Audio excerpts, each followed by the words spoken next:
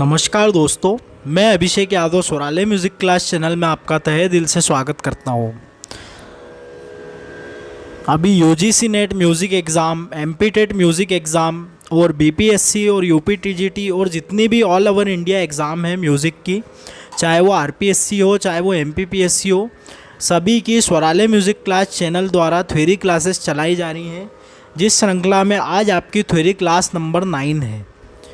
अभी तक की थ्योरी क्लास 8 मतलब 1 से लेकर 8 तक हो चुकी है। अगर आपको देखना है वो क्लासेस तो मैं डिस्क्रिप्शन में आपको लिंक दे दूँगा, आप जाके देख सकते हैं। अब आज हम हमारी क्लास थ्योरी क्लास नंबर 9 शुरू करते हैं।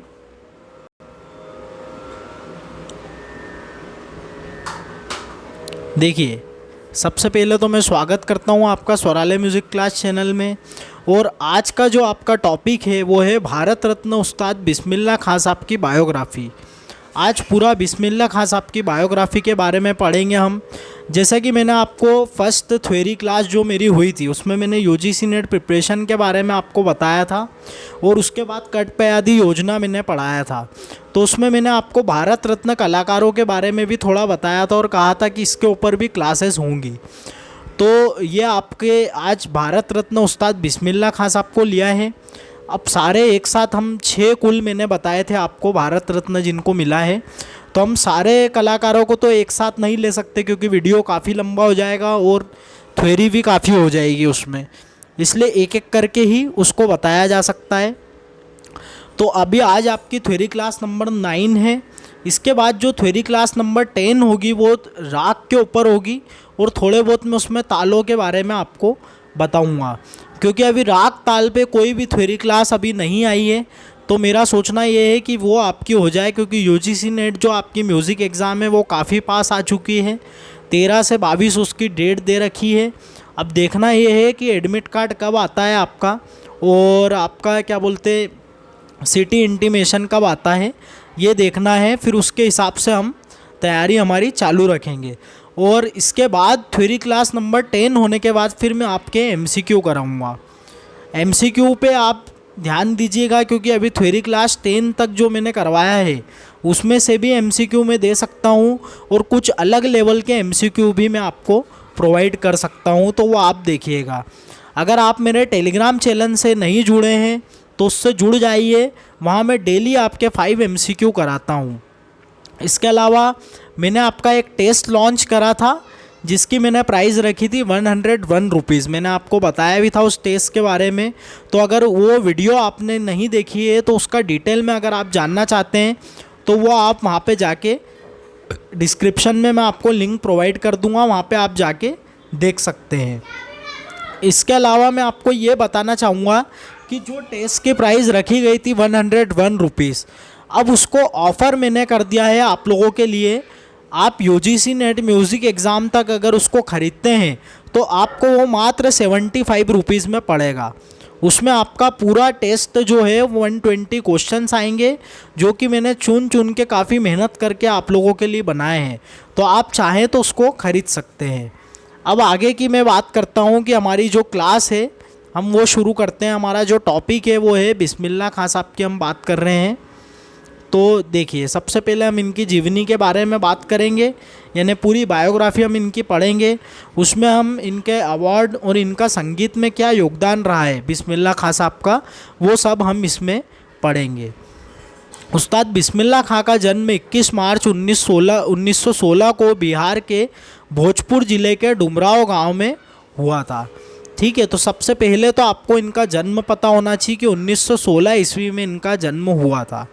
21 मार्च 1916 में कौन से ज़िले में हुआ था? तो डुमराव गांव में हुआ था इनका जन्म, बिहार के डुमराव गांव में। बिहार एक स्टेट है तो उससे याद रखिएगा आप। इन्होंने शहनाई की शिक्षा अपने पिता पैगंबर बख्श और बाद में अपने मामा अली बख्श खां विलायती से प्राप्त की। अब देखिए, ये शुरू के जितने भी मैं बता रहा हूँ ये आपके इम्पोर्टेंट क्वेश्चन बनते हैं। ये पूछ सकते हैं कि इनके गुरु जो हैं उनका नाम क्या है, तो इनके पिताजी हैं पैगंबर बख्श और इनके मामा जो हैं यानी विलायत खां बख्श खां अली बख्श खां विलायती, तो आप याद रखिएगा। फिर जन्म के समय इनका नाम कमरुद्दीन खां था। यानी ये भी पूछा जाता है एग्ज़ाम में कि बिस्मिल्लाह खां साहब का जन्म नाम क्या था। तो जन्म नाम इनका था कमरुद्दीन, लेकिन बाद में इनके बड़े भाई और दादा रसूल खां उन्हें शमसुद्दीन या बिस्मिल्लाह कहकर पुकारते थे, और कुछ समय बाद ये बिस्मिल्लाह के नाम से ही जाने जाने लगे। अब ये याद रखिएगा कि इन्हें बिस्मिल्लाह नाम से कौन पुकारता था। एग्ज़ाम में पूछा जा सकता है कि इनको बिस्मिल्लाह नाम से कौन पुकारता था, तो इनके भाई और इनके दादा यानी रसूल खां साहब इनको बिस्मिल्लाह और शमसुद्दीन नाम से कहकर पुकारते थे। कुछ समय बाद ये बिस्मिल्लाह के नाम से जाने जाने लग गए। इनके पिता भोजपुर के दरबार में संगीतकार के पद पर कार्यरत थे। तो आपको ये भी याद रखना है कि इनके पिता भोजपुर के दरबार में संगीतकार के पद पर कार्यरत थे। फिर इनके परदादा हुसैन बख्श खां और दादा रसूल बख्श खां भी भोजपुर दरबार में संगीतकार थे, ये भी आप याद रखिएगा। 6 साल की आयु में ही ये वाराणसी चले आए और अपने मामा से शहनाई का प्रशिक्षण लिया। इनका बचपन वाराणसी में गंगा किनारे गुजरा व वहीं पर इन्होंने ठुमरी, कजरी एवं चेती सीखी। ठीक है, तो आप याद रखिएगा कि इनके परदादा और दादाजी से ही इन्होंने, मतलब दादाजी के यहाँ पे ही ये रुके, वहाँ पे जाके इन्होंने सीखा। अब खां साहब का कला के साथ अध्यात्म और भक्ति को बराबर मानते रहे। काशी विश्वनाथ मंदिर और बालाजी मंदिर में खां साहब का शहनाई वादन और साथ में रियाज भी चलता था। अब इनका काशी के विश्वनाथ मंदिर और बालाजी मंदिर में खां साहब शहनाई वादन किया करते थे और उसके साथ ही इनका रियाज भी वहाँ पे चलता था। बिस्मिल्लाह खां साहब का निधन कब हुआ? 21 अगस्त 2006 को वाराणसी में इनका निधन हो गया। भारतीय संगीत के उत्थान में इनके द्वारा किए गए कार्यों के लिए इन्हें सदैव याद किया जाता रहेगा, मतलब याद भी किया जाता है और जाता रहेगा, मतलब याद भी किया जाता रहेगा। ठीक है, तो आप याद रखिएगा कि ये कुछ बेसिक बातें हैं। इनका जन्म कब हुआ, इनके गुरु कौन थे, ये कहाँ थे, कहाँ पे रियाज करते थे, किस मंदिर में रियाज करते थे, इनकी मृत्यु कब हुई, तो ये सब हमको याद रखना काफ़ी इम्पोर्टेंट है और काफ़ी ज़रूरी है। इस बार एमपी टेट में भी बिस्मिल्लाह खां साहब से काफ़ी प्रश्न आए थे। बिस्मिल्लाह खां साहब का एक प्रश्न और आया था, अभी मैं उसका डिस्कशन आपके साथ करूँगा। संगीत में योगदान की अब हम बात करेंगे। इनके बात करें तो शहनाई जैसे संगीत वाद्य यंत्र को प्रसिद्ध बनाने में बिस्मिल्लाह खां ने बहुत महत्वपूर्ण भूमिका निभाई है। सबसे पहले तो आपको ये याद रखना है, शहनाई जैसे संगीत वाद्य यंत्र को प्रसिद्ध बनाने में बिस्मिल्लाह खां ने महत्वपूर्ण भूमिका निभाई है। बिस्मिल्लाह खां साहब ने वर्ष 1937 में कलकत्ता में ऑल इंडिया म्यूज़िक कॉन्फ्रेंस के द्वारा शहनाई को संगीत की मुख्य धारा से जोड़ा। फिर 15 अगस्त 1947 को देश की स्वतंत्रता के गौरवमय अवसर पर लाल किले पर शहनाई वादन का शुभारंभ किया, जो एक ऐतिहासिक व चिरस्मरणीय घटना ही मानी जाएगी, यानी कि जिसे भुलाया नहीं जा सकता। अब यहाँ पे एक क्वेश्चन एमपी टेट में आया था कि बिस्मिल्लाह खां साहब ने जब आज़ादी के पर्व पे शहनाई वादन किया तो उनकी उम्र कितनी थी। तो जाहिर सी बात है कि जब उन्होंने 1947 में शहनाई वादन किया और 1916 में उनका जन्म हुआ, तो उस हिसाब से आप इसको निकाल सकते हैं कि 47 - 16 अगर हम कर दें तो 31 साल इनकी उम्र उस समय थी। तो इस प्रकार के प्रश्न आजकल काफ़ी पूछे जा रहे हैं, तो आपको याद रखना है।